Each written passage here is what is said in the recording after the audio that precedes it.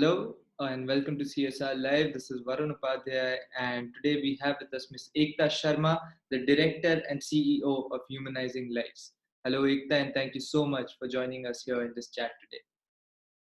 So, how about we start with a little introduction of the organization for our audiences? Humanizing Lives basically came out during the first wave of the pandemic, where I realized there's a lot of help going on around with the food and with the physical health, but the one thing which was really ignored was mental health. So it came out from a very personal thought that because a lot of friends were calling me around that, we're dealing with a lot of fear and anxious. We are very anxious about whatever happening. They were more scared about their kids. They were scared about their parents. So there was a lot of conflict also inside the home because you all started living together, which we didn't. So because everybody had their own space, somebody was working somewhere else, and few people came back to their homes. And the equation are not exactly same with your parents all the time when you're outstation and when you're with parents, because we have a different way of living.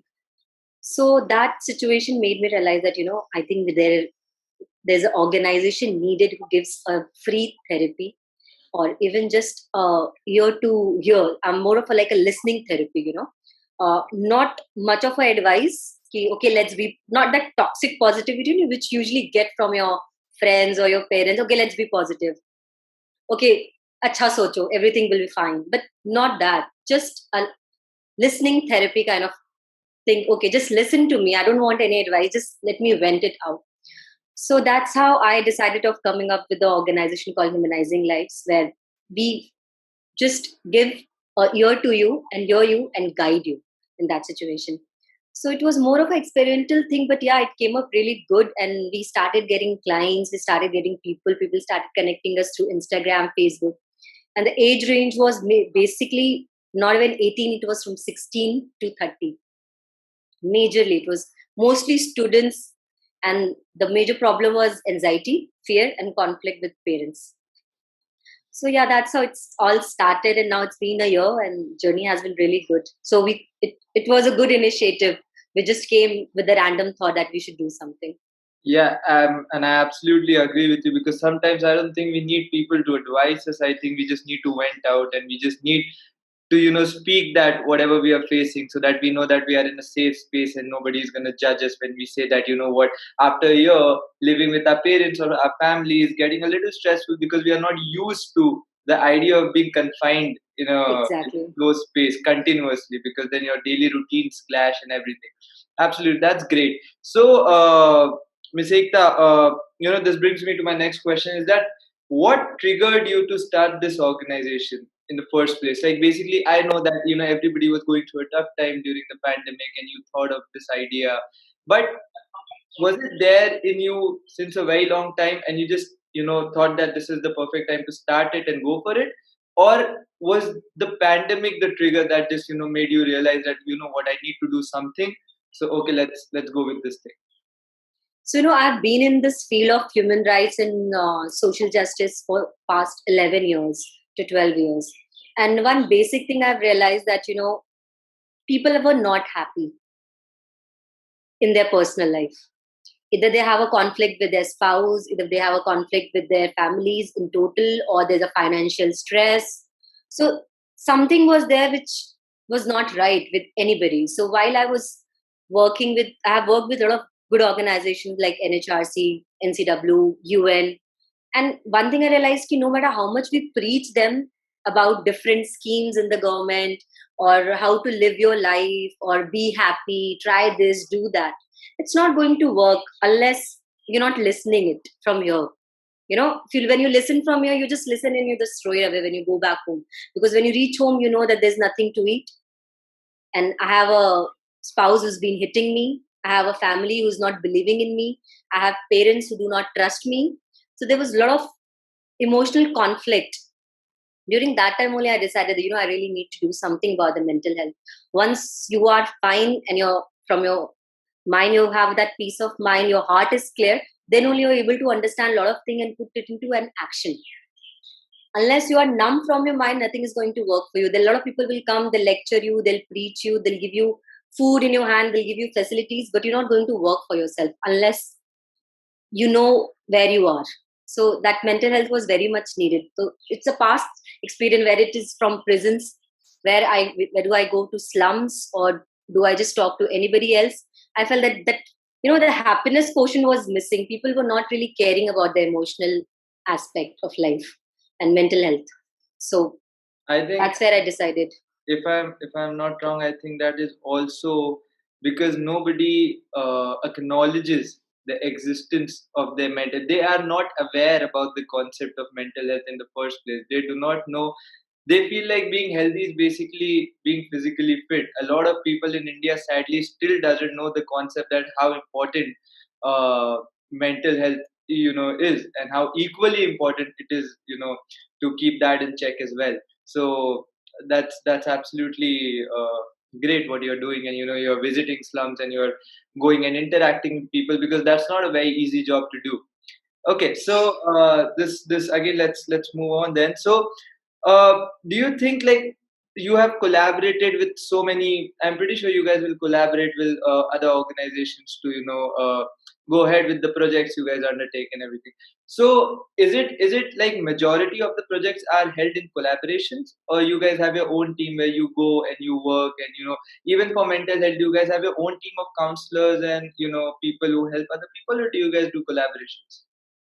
So, we started with this pro bono therapy where we give around 5 to 6 therapies for free of cost.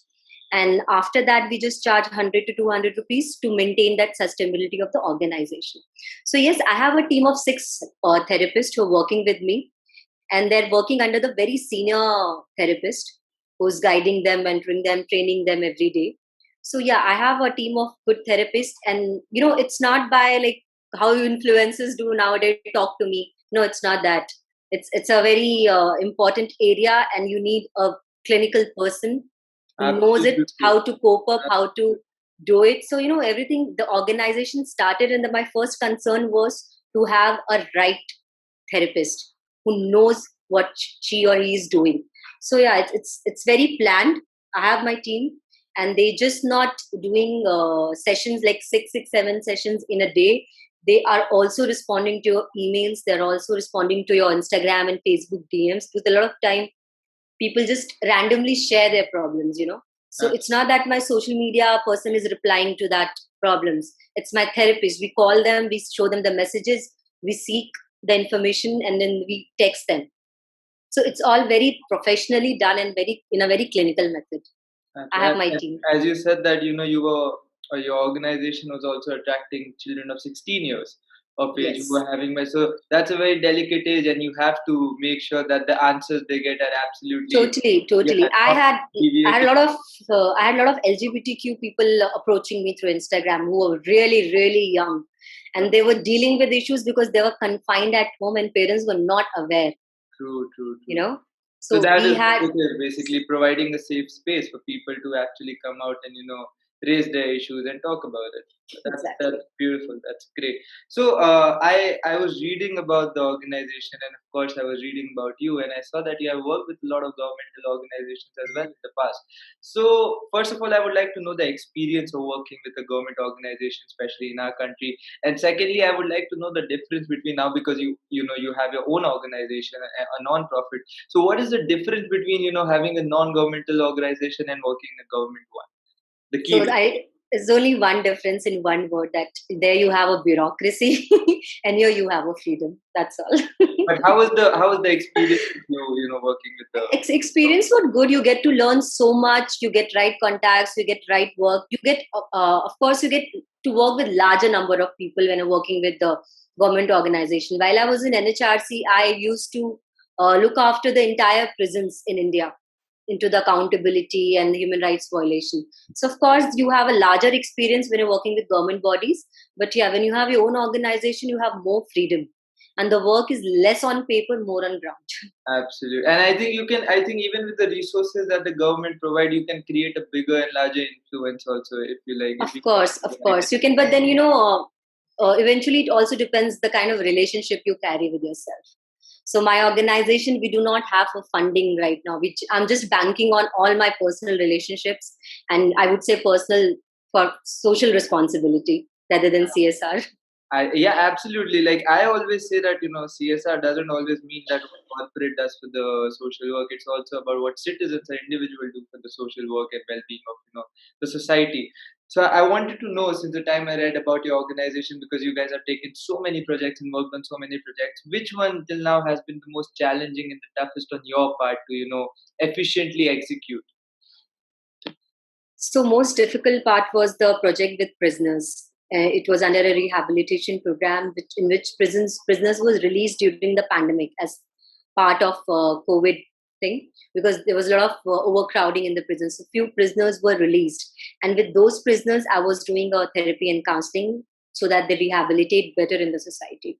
So yeah, that was challenging in terms of them opening up with the therapist, them with the concept of counseling itself, and also there was a lot of difficulty in terms of technology, of course, logistics, because everybody do not have a laptop or a phone which they can operate and do a video call. But yeah, we managed for 3.5 years, and it came out really well. So That's that was that's the most challenging part. That's great. So I was reading, Miss Ekta, about this whole concept of you guys providing a good mental health to people and women, children, everybody. So there was this line written that really intrigued me, that you guys believe in providing a strategic direction to individuals. So what exactly does that comprise of? What is a strategic development for individuals? Because individual can be a children, can be a girl or a boy of 16 or 17, or a woman of 32 years old. Like, what exactly is a strategic direction? So strategic direction, first I'll let you know about the individual word which you said. So if you see our logo, it's blue, pink, and it's mix of color. We have blue, pink, and we have orange. So for us, individual is not just woman, child, old, whatever, irrespective of your gender, biological or chosen one. We are there for humans. We don't categorize for anybody that I'm working only for women, I'm working only for children, I'm only working for men. So we have done a huge campaign for LGBTQ, transgenders. I mean, I will not include transgender in LGBTQ because LGBTQ becomes very broad. We have done a week campaign for men's mental health, which people really don't care, about that men are supposed to be the bread earners. Men are supposed to be the most strongest people. They can't cry. So we've done a lot. So for us, everybody is included.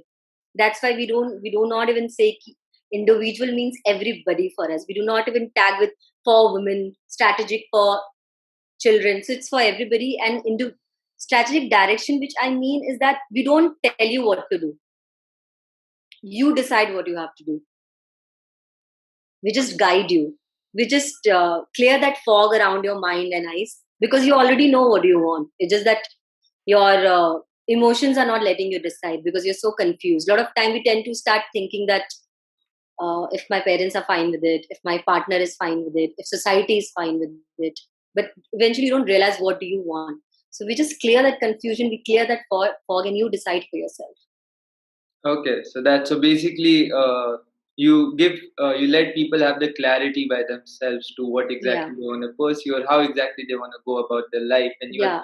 your organization is there to guide them on the way and make it more clearer for them. That's great, and that's beautiful thing you guys do. So because we are a CSR based organization and that's what we do, so I have to ask this question, and it's rather an important one. How valuable do you think CSR is for organizations such as yours, and how valuable it has been for you specifically? I feel CSR is important for everyone, irrespective of organization, corporate, or anybody. I think everybody has some personal responsibility towards their life. If you think you can contribute something, please do that. And it doesn't need to be only money. It doesn't need to be only some donation or whatsoever. It can be any kind of support, and it can be to anyone. Even if it can be for one person, it can be for 10 person. So I think this CSR, corporate social responsibility. I know corporates have some social responsibility, but it's also a personal responsibility which you really need to do. Absolutely. So you have been in the space for so long, and you have worked with the government. You are now working on your own. You're trying to change lives of people who really matter. So how do you think we can improve the CSR space, especially in our country? How do you think corporates or individuals at their level can go ahead about making a change? from their part or from their point of view? How exactly can we improve the whole infrastructure of CSR? Say corporate social responsibility is already doing a lot, and they're in a very good space currently. And all I feel that they need to support a little. NGOs are working on the ground. There are a lot of NGOs are doing really good work, and people we don't know because they don't have that branding, they don't have that marketing PR people to talk about them. So we should really focus on them who's actually working on the ground, irrespective of that noise. Like there are few NGOs who make a lot of noise, but there's not a Irrespective of concrete the work. brand name you mean. You need to Yeah, so yeah, actually work. so we really need to avoid that branding and marketing, and we really need to focus on the NGOs who are working on the village, and there are a lot of individuals who are working on the ground, but they do not have that resources or logistic to form an NGO. So we should support even individuals as a part of CSR initiative if somebody is coming up with solutions. It should be about solutions, basically. That's what we should support. True, true, and that's absolutely correct what you said, and I 100% agree with you. Being from the space and talking to a lot of people regarding CSR, that is true that we need to focus on the people who are actually trying to make a difference and are working on the ground. That's true. Is there any before we conclude this? Is there any message you want to give to our audiences, or you want to tell them through us, and even to us, the team of CSR Live? Is there something you want to say? Yes, I recently just lost my father a week back, and I would like to tell one thing which he used to tell me that, communication is very important. There is no good or bad feeling. There are feelings. We are humans.